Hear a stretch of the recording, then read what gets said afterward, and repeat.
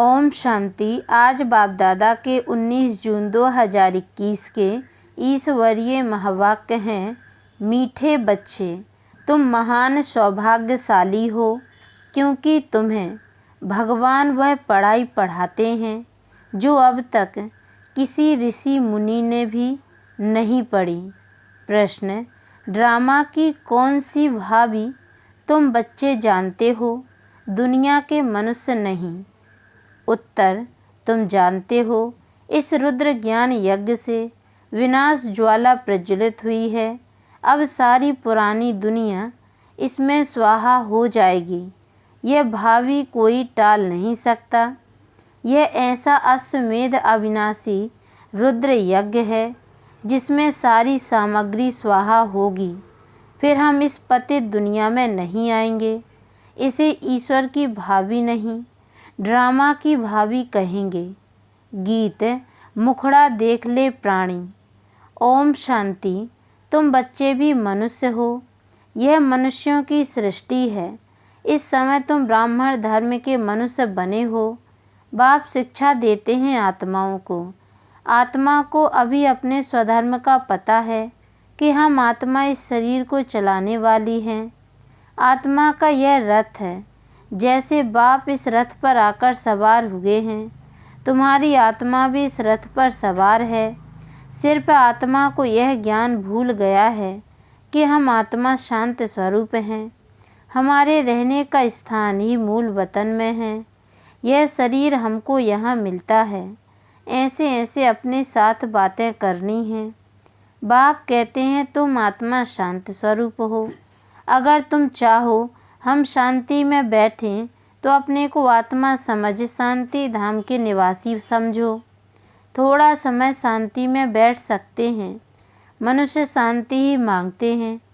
मन को शांति चाहिए, यह आत्मा ने कहा। परंतु मनुष्य यह नहीं जानते हैं कि मैं आत्मा हूँ। यह भूल गए हैं। एक कहानी भी है ना, रानी के गले में हार पड़ा था और ढूंढती थी बाहर।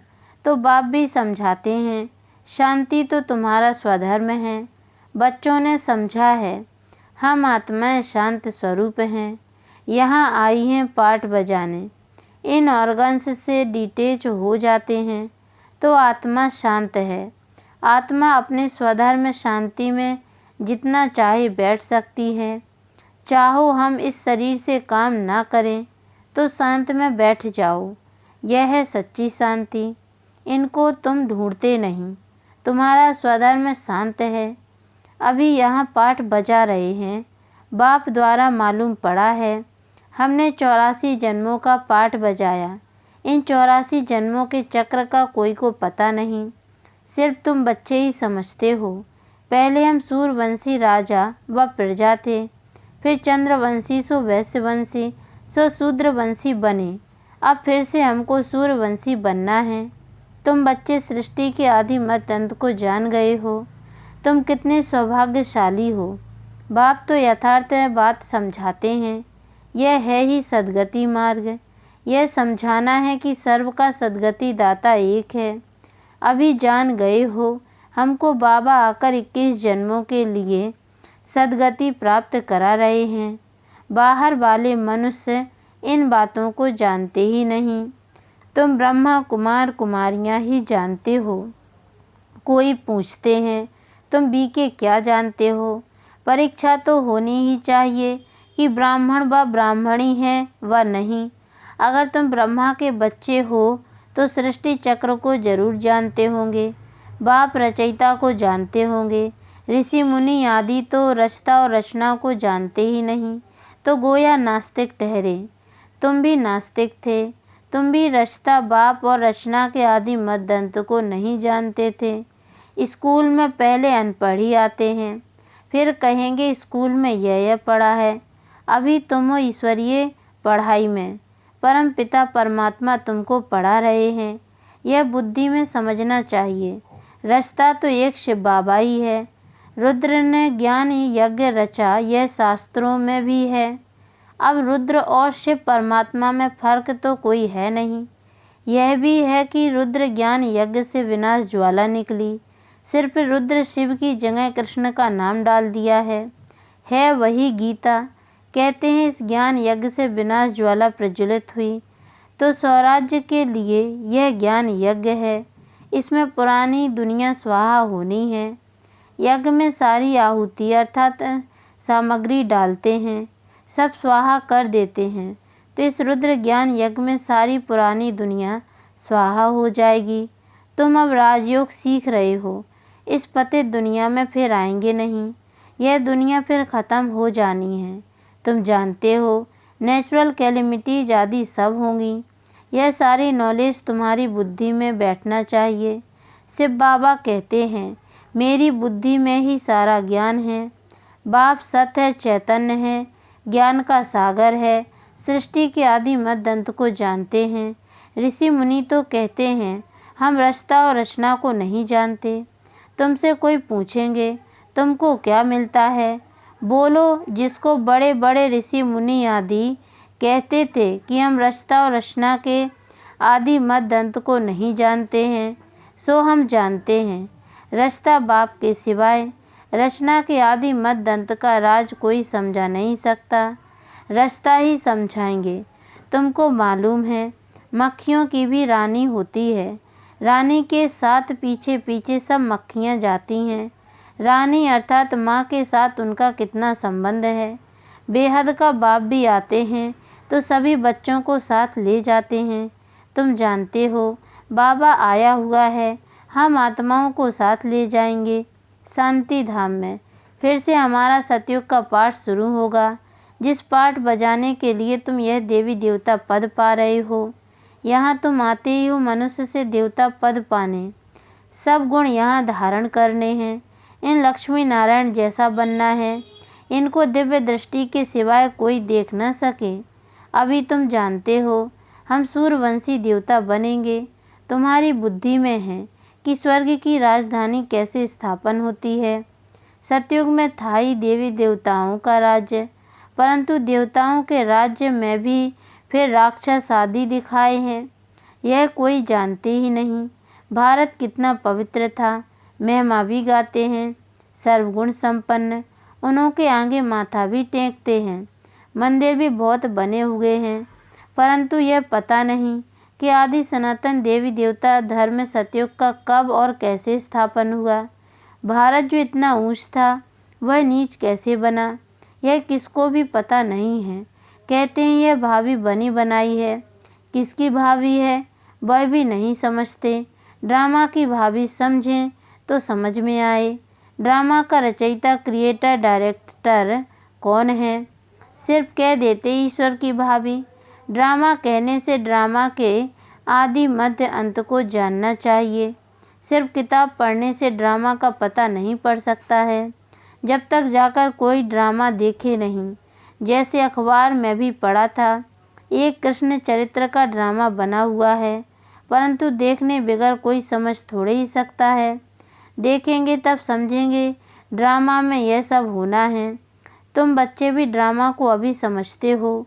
मनुष्य कहते हैं वर्ल्ड की हिस्ट्री ज्योग्राफी का यह चक्र फिरता रहता है, परंतु कैसे फिरता है यह किसको पता ही नहीं। नाम भी लिखे हुए हैं, सतयुग, त्रेता, द्वापर, कलयुग, फिर संगम युग, परंतु मनुष्यों ने समझ लिया है युगे युगे आते हैं। सतयुग त्रेता का भी संगम होता है, परंतु उस संगम का कोई महत्व नहीं, वहाँ तो कुछ होता नहीं। यह बातें तुम जानते हो। सतयुगी सूर्यवंशियों ने फिर चंद्रवंशियों को राज्य कैसे दिया। ऐसे नहीं कि चंद्रवंशियों ने सूर्यवंशियों पर जीत पाई, नहीं। जो चंद्रवंशी का राजा होता है तो सूर्यवंशी राजा रानी उनको राज्य भाग्य का तिलक दे तख्त पर बिठाते हैं। राजा राम, रानी सीता का टाइटल मिलता है। किसने दिया, कहेंगे सूर्यवंशियों ने ट्रांसफ़र किया। अब तुम राज्य करो। जो सीन तुम बच्चों ने साक्षात्कार में देखी है, बाकी कोई लड़ाई आदि नहीं लगती है। जैसे किसको राजाई दी जाती है वैसे देते हैं, उन्हों के पैर आदि धोकर उनको राज्य तिलक देते हैं। वहाँ कोई गुरु गोसाई तो होते नहीं हैं। अब तुम बच्चों की बुद्धि में है, हम दैवी स्वभाव वाले बनते हैं। सूर्यवंशी चंद्रवंशी राज्य में हम कितने सुखी होंगे। बाबा हमको दुख से निकाल सुख में ले जाते हैं और कोई सुखी बना न सके। साधु लोग खुद भी चाहते हैं हम शांति धाम में जाएं। बाप कहते हैं मैं इन साधुओं आदि का भी उद्धार कर सबको शांति धाम में ले जाता हूँ। सन्यासी तो आते ही द्वापर में हैं। स्वर्ग में हम देवताएं ही रहते हैं, वहाँ भी सेक्शन अलग अलग हैं। सूर्यवंशियों का अलग, चंद्रवंशियों का अलग, फिर बाद में इस्लामी बौद्धि सन्यासी आदि जो भी आते हैं सबका सेक्शन अलग अलग बना हुआ है।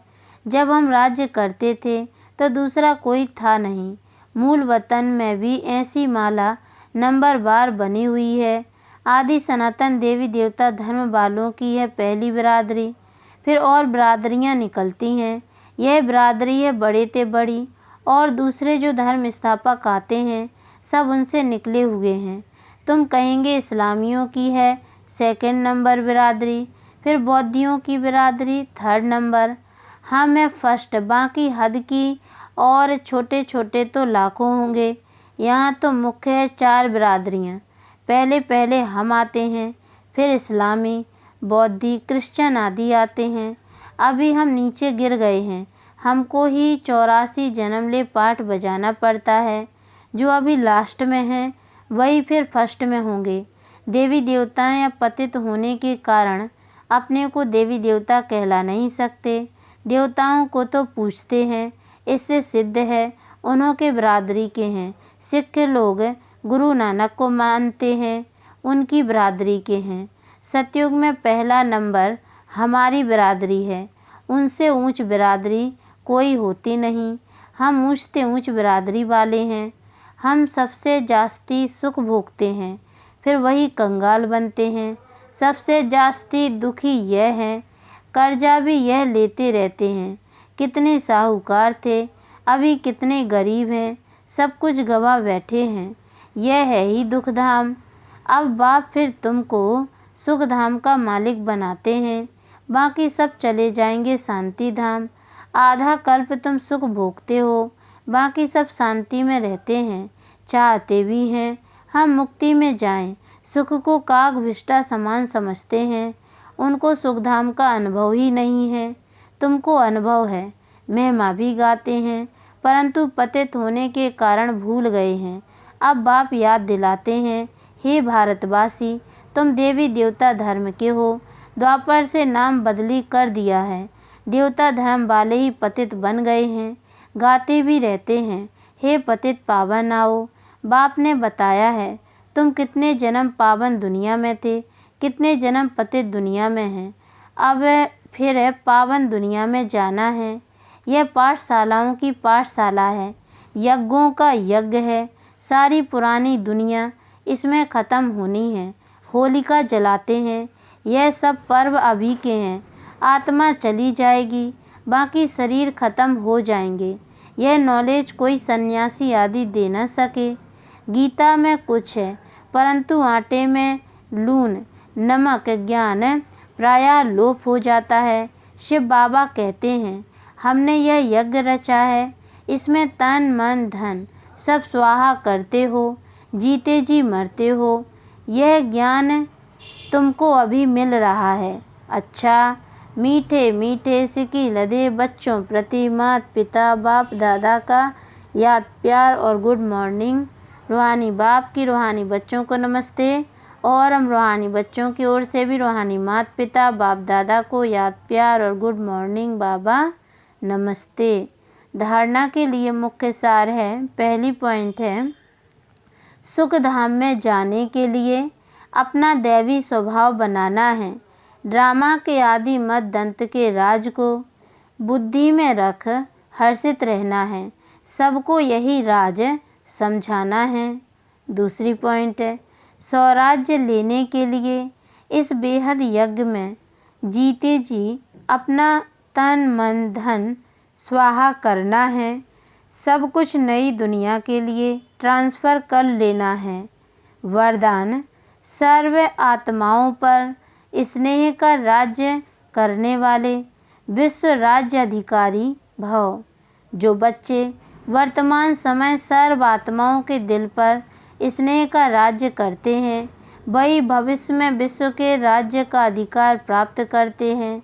अभी किसी पर ऑर्डर नहीं चलाना है, अभी से विश्व महाराजा नहीं बनना है, अभी विश्व सेवाधारी बनना है, स्नेह देना है, देखना है कि अपने भविष्य के खाते में स्नेह कितना जमा किया है। विश्व महाराजन बनने के लिए सिर्फ ज्ञानदाता नहीं बनना है, इसके लिए सबको स्नेह अर्थात सहयोग दो। स्लोगन: जब थकावट फील हो तो खुशी में डांस करो, इससे मूड चेंज हो जाएगी। ओम शांति।